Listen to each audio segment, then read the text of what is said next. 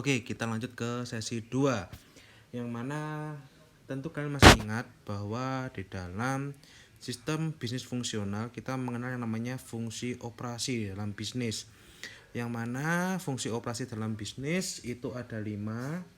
Ada marketing, ada finance,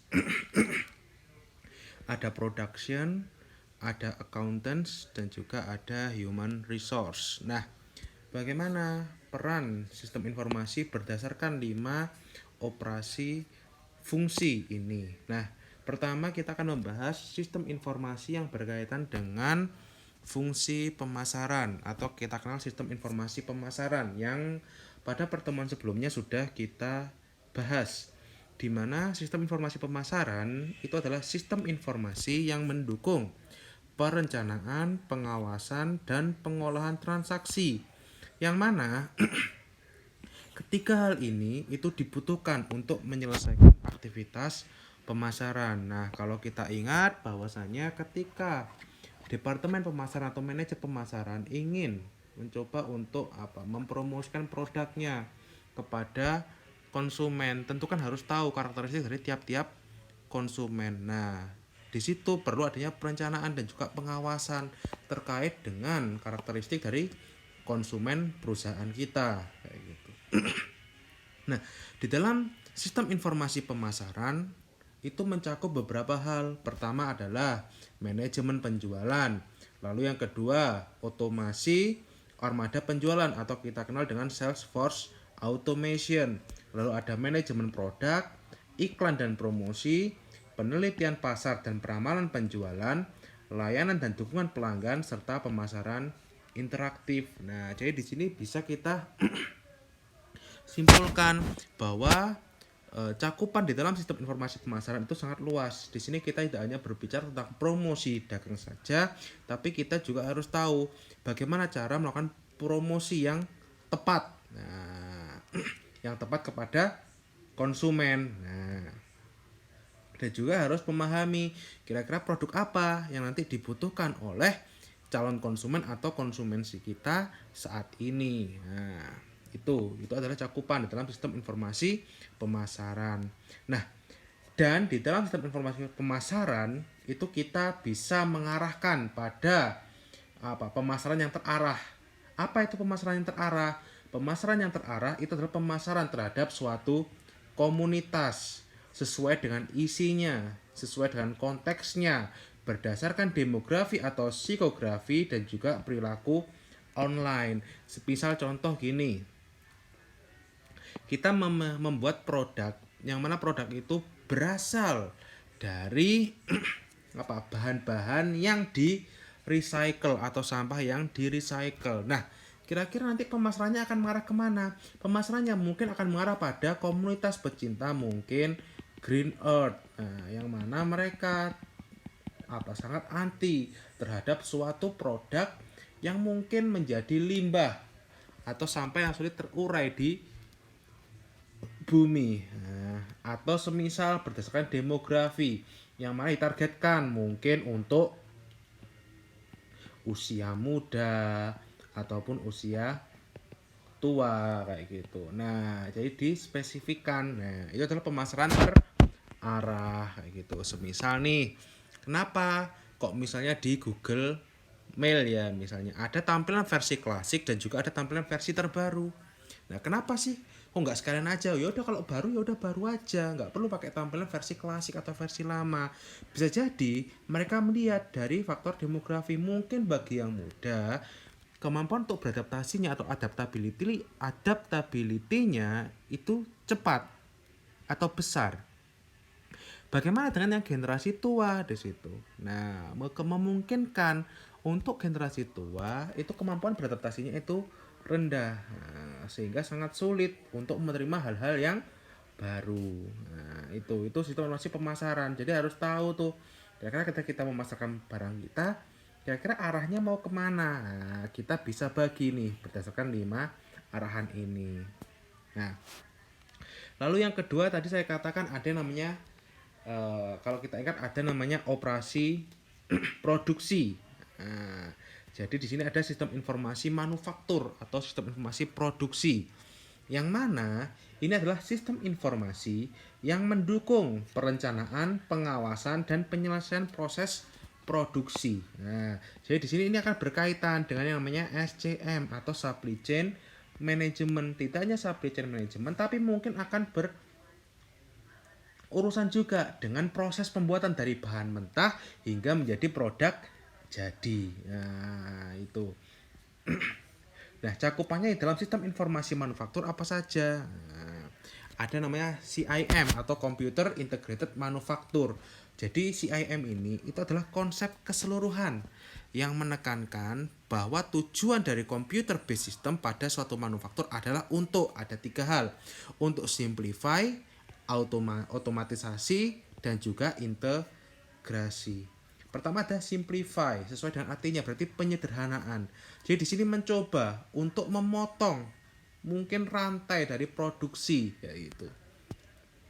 Semisal dari yang awalnya proses produksi ataupun proses pembuatan produk yang mana itu mungkin membutuhkan waktu 30 menit misalnya, dengan adanya sistem informasi manufaktur ini mungkin bisa diperpendek jadi hanya 15 menit kayak gitu. Nah, itu jadi itu disederhanakan. Nah, bagaimana cara penyederhanaannya?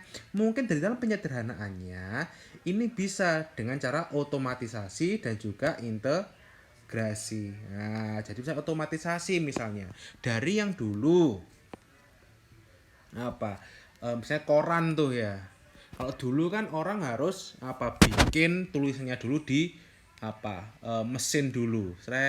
Mesin dibuat baru dia bisa memproduksi secara massal. Nah, tapi sekarang ternyata dengan adanya komputer dan juga robot, sekarang koran kan hanya tinggal ngeprint saja, nggak perlu lagi membuat tulisan di cetakannya terlebih dahulu. Nah, ini bisa kalian lihat tuh di video bagaimana pembuatan koran versi lama gitu. Ataupun juga dengan integrasi yang mana mungkin dengan integrasi di sini ini dapat adanya komunikasi, mendukung proses komunikasi dari langkah pertama hingga langkah kedua dan langkah seterusnya, dan juga bisa menggunakan komputer, jaringan telekomunikasi dan juga IT yang lainnya kayak gitu. Nah, itu jadi itu di dalam konsep penyederhanaan ini itu akan menjadi dasar untuk membangun yang namanya otomatisasi dan juga integrasi.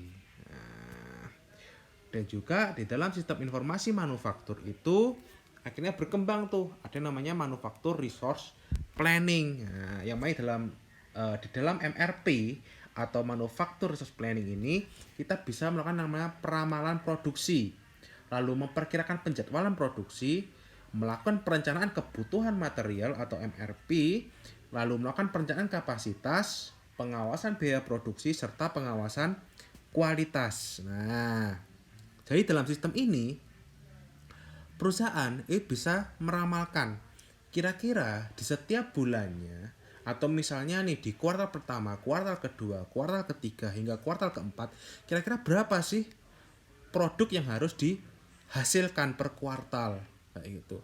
Itu masuk di peramalan produksi. Jadi di dalam sistem informasi produksi ini itu tidak hanya sekedar berbicara tentang mensimpelkan suatu proses pembuatan produk, tapi juga berbicara kira-kira berapa jumlah produk yang perlu untuk dihasilkan. Nah, jadi ada data latihnya juga, mulai data historical itu diolah, kemudian dihasilkan perkiraan kira-kira berapa permintaannya nanti itu di peramalan produksi. Setelah kita menjadwal meramalkan kira-kira berapa jumlah produksinya, perlu tuh dilakukan penjadwalan produksi. Nah, semisal nih perharinya kalau misalnya di dalam kuartal ini kita membutuhkan 3.000 produk. Kira-kira untuk mencapai memenuhi 3.000 produk dalam kuartal pertama misalnya, kira-kira setiap hari berapa produksi yang harus dihasilkan, yang harus dijadwalkan. Apakah mungkin misalnya ternyata di dalam kuartal pertama itu yang paling ramai adalah di bulan pertama minggu kedua. Nah, maka mungkin nanti ketika penjadwalan produksinya itu akan berfokus menyediakan stok yang lebih banyak di waktu tersebut kayak gitu. Kemudian di dalam MRP itu juga bisa melakukan perencanaan kebutuhan material di situ. Nah, jadi ada perencanaannya. Kira-kira di perencanaan ini apakah cuma berbicara sekedar 3.000 produk berarti membutuhkan sekitar mungkin misalnya kita membuat 3.000 produk, maka membutuhkan ya udah 15.000 material A ditambah 20.000 material B. Apakah hanya sekedar seperti itu? Tidak, tapi bisa jadi di dalam 15.000 material A dan juga 20.000 material B itu ada pertimbangan lain. Kalau misalnya di dalam 3.000 produk tadi, di mana ada kuartal pertama, yang mana kuartal pertama seperempatnya, berarti kan ada 3 bulan pertama. Nah, memungkinkan ternyata di 3 bulan ada bulan pertama, bulan kedua, dan juga bulan ketiga. Ternyata permintaan terbanyak itu ada di bulan kedua. Kita ada waktu nih 1 bulan untuk memenuhi bahan di bulan kedua. Maka di dalam kebutuhan material kita tidak hanya akan bersumber pada satu supplier, tapi akan ada lebih dari satu supplier. Misalnya semisal nih ada supplier yang mungkin bisa memenuhi nih 15.000 material A hanya dalam waktu 1 minggu misalnya, tetapi harganya kan mahal. Nah, padahal kita punya waktu 1 bulan untuk mempersiapkan material untuk produksi bulan kedua. Ternyata ada supplier lain yang dia bisa memenuhi material untuk bulan kedua, tetapi waktu yang diperlukan mungkin 3 minggu. Ternyata cukup nih 3 minggu ini untuk di bulan pertama kan ada 4 minggu, 3 minggu masih sisa 1 minggu kayak gitu. Jadi logikanya ini akan membantu perusahaan untuk tidak hanya berfokus untuk mengambil pada satu supplier saja, tapi juga akan mempertimbangkan kira-kira profit yang kira-kira yang paling menguntungkan itu yang mana kayak gitu, dengan adanya pertimbangan uang dan juga waktu. Nah, ibaratnya kalian punya waktu 2 bulan. Nah, di dalam waktu 2 bulan itu mungkin kalau ada kebutuhan yang mana kebutuhannya tidak terlalu mendesak, mungkin kalian akan memilih gak apa-apa datangnya lama, yang penting harganya lebih murah, ketimbang kalian memilih semuanya datang di awal tapi harganya lebih mahal. Kan seperti itu logikanya. Nah, itu di perencanaan kebutuhan material. Kemudian perencanaan kapasitas. Nah, ini juga berkaitan dengan gudang, inventorinya. Kira-kira nanti kalau misalnya langsung diproduksi massal, kebutuhan produk 3 bulan itu langsunglah dipenuhi aja 3.000 kayak gitu. Kira-kira kapasitas gudangnya apakah memenuhi? Nah, bisa jadi kan tidak. Mungkin di dalam maksimal kapasitasnya adalah 2.000 produk misalnya. Nah, maka ya juga ini perlu dipertimbangkan. Lalu terkait dengan pengawasan biaya produksi. Nah, ini nih berkaitan nih dengan kapasitas dan juga kebutuhan material, dan akhirnya pengawasan kualitas. Nah, ketika sudah diproduksi perlu dilakukan pengecekan terkait dengan kualitas dari produk kita.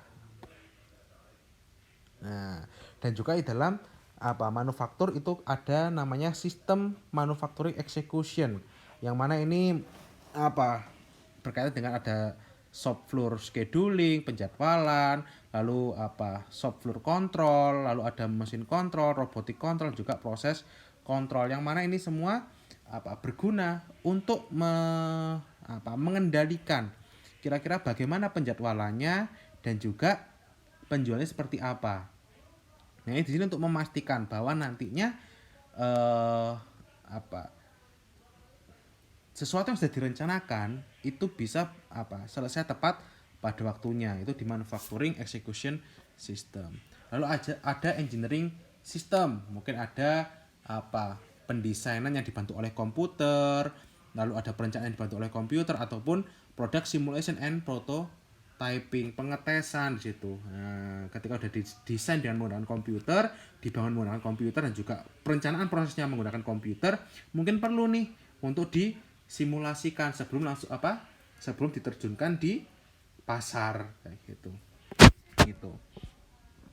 Nah, lalu berkembang di dalam sistem informasi manufakturing itu berkembang, akhirnya sekarang muncul ada yang namanya Enterprise Resource Planning, yang mana di dalam ERP ini mengkombinasikan ketiga hal ini, mulai dari Manufacturing Resource Planning System, Manufacturing Execution System, dan juga Engineering System di situ. Nah, jadi dalam ERP ini kalau kita lihat secara luarnya, di dalam ERP itu bisa melakukan namanya penjadwalan produksi, peramalan produksi, hingga melakukan quality control. Semuanya ada, terinclude, semuanya ada di dalam ERP ini kayak gitu. Dan mereka itu juga terintegrasi dengan manufacturing execution system yang terdiri dari bagian pengawasan tadi, pengendalian, dan juga engineering system. Nah, itu di ERP. Lalu di operasi bisnis yang ketiga berkaitan dengan keuangan atau sistem informasi keuangan. Yang mana sistem ini adalah sistem informasi yang mendukung pengelolaan keuangan dalam membiayai suatu bisnis dan pengalokasinya serta pengawasan sumber daya keuangan. Jadi di sini berkaitan dengan keuangan dari organisasi. Nah, apa saja yang dikelola di sini? Ada pengelolaan kas dan sekuritas. Lalu ada pengelolaan modal atau capital budgeting, lalu pengelolaan investasi dan juga perencanaan keuangan. Nah, ini semua adalah cakupan di dalam sistem informasi keuangan. Lalu ada sistem informasi akuntansi, yang mana sistem ini adalah sistem informasi yang mendukung pencatatan dan pelaporan dari berbagai transaksi bisnis dan aliran dana di dalam organisasi. Nah, kalau tadi di keuangan kita membahas tentang keuangan mulai dari peramalannya dan kira-kira resiko ataupun mungkin kerugian dan juga keuntungan dari melakukan investasi dan juga pemodalan, maka di akuntansi ini berbicara tentang pencatatan dan juga pelaporannya. Nah, apa saja cakupannya di sini? Ada order processing atau pemrosesan pesanan. Nah, jadi kalau misalnya ada yang pesan itu dicatat. Nah, kemudian ada pengawasan inventaris atau inventory control kayak gitu untuk memastikan bahwa memang stoknya itu tersedia.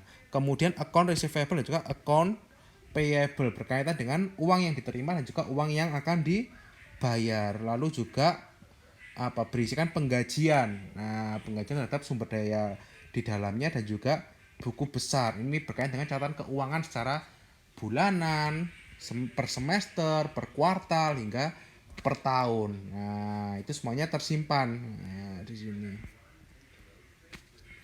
Dan juga ada pemrosesan pesanan, kalau misalnya ada pesanan diproses. Lalu itu.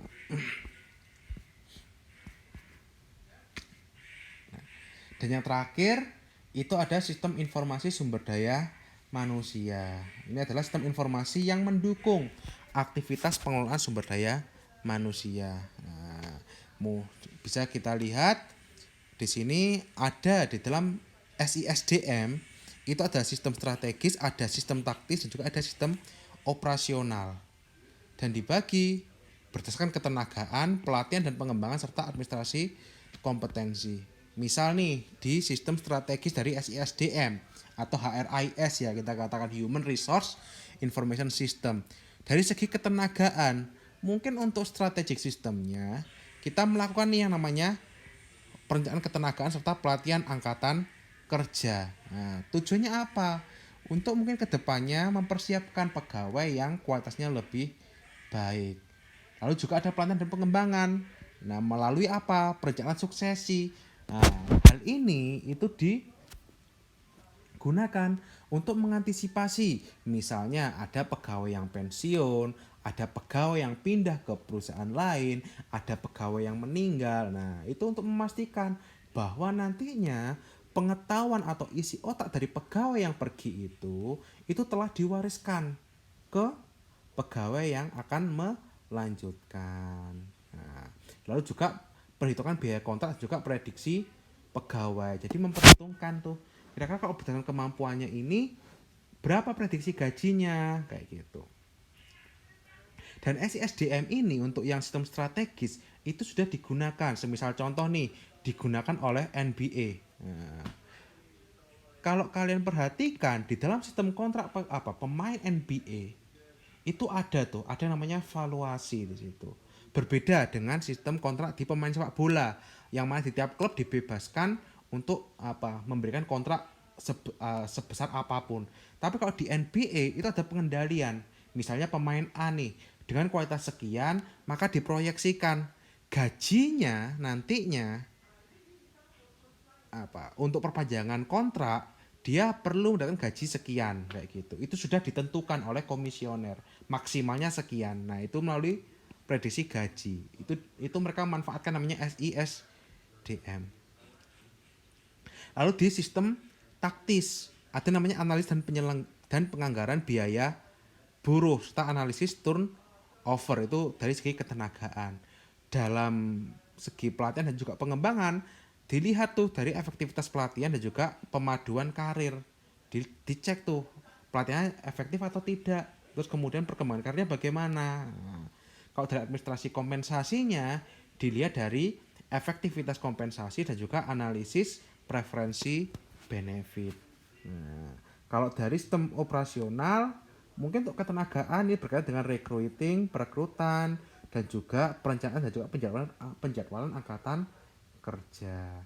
Dan dari pelatihan itu ada evaluasi dari keahlian dan juga evaluasi kinerjanya. Dan terakhir ada yang namanya kontrol gaji. Itu SISDM. Nah, bagaimana memanfaatkan internet untuk HRIS atau Human Resource Information System. Jadi bisa tuh melakukan rekrutmen melalui website, kan udah banyak tuh ya situs-situs yang memanfaatkan website untuk melakukan rekrutmen. Kemudian ada namanya layanan rekrutmen komersil. Nah, lalu akses ke database pelamar langsung. Kemudian pengumuman melalui newsgroup atau mailing list serta komunikasi melalui email dengan pelamar. Ini adalah contoh bagaimana HRIS ini memanfaatkan sebuah teknologi internet. Walaupun mungkin di Indonesia sendiri hal ini itu masih belum berjalan secara maksimal. Kalau kalian bayangkan bandingkan ya, misalnya di website job website lamar kerja, antara yang melamar langsung ke perusahaan dan juga yang melalui website pelamar kerja, itu nanti pemrosesannya akan lebih cepat yang melamar langsung kayak gitu. Padahal kalau di luar negeri, pengalaman saya kayak Google ya, kebetulan saya pernah mendaftar sebagai part timer di Google. Itu proses perekrutannya benar-benar melalui situs website tersebut. Jadi waktu itu saya daftar, kemudian perekrutannya kayak tesnya, kemudian menjawab soalnya itu ya memang melalui website. Baru kemudian diproses mungkin seminggu kemudian keluar hasilnya. Itu seperti itu. Nah, itu mencoba memanfaatkan internet, jadi nggak perlu lagi tuh ada namanya harus datang ketemu tatap muka, itu semuanya dihilangkan. Nah, langsung tesnya tuh tes kompetensi waktu itu. Nah, itu. Lalu untuk HRS juga bisa dimanfaatkan untuk layanan pegawai 24 jam. Jadi ada layanan 24/7 atau following the sun misalnya, itu juga memanfaatkan intranet. Kemudian diseminasi informasi lebih efektif, sehingga memungkinkan nanti komunikasi antar pegawai lebih efektif. Lalu pengumpulan input dari pegawai, partisipasi langsung pegawai dalam entry data manajemen SDM. Kemudian pegawai dapat mengakses berbagai informasi individu dan juga sebagai tempat pelatihan. Ini pemanfaatan intranet di dalam SISDM kayak gitu. Oke, jadi itu saja sedikit gambaran terkait dengan sistem informasi di dalam dunia bisnis. Nah, kalau misalnya ada pertanyaan bisa langsung WA ke saya atau PM saya atau melalui email kayak gitu. Oke, Jadi sampai di sini ya pertemuan kita minggu ini. Selamat pagi, selamat siang, selamat sore, selamat malam, tergantung kapan kalian menontonnya. Tetap sehat, mahasiswaku, tetap di rumah, jaga kesehatannya ya. Semoga pandemi ini tetap apa? Semoga pandemi ini cepat selesai. Oke kalau gitu, wassalamualaikum warahmatullahi wabarakatuh.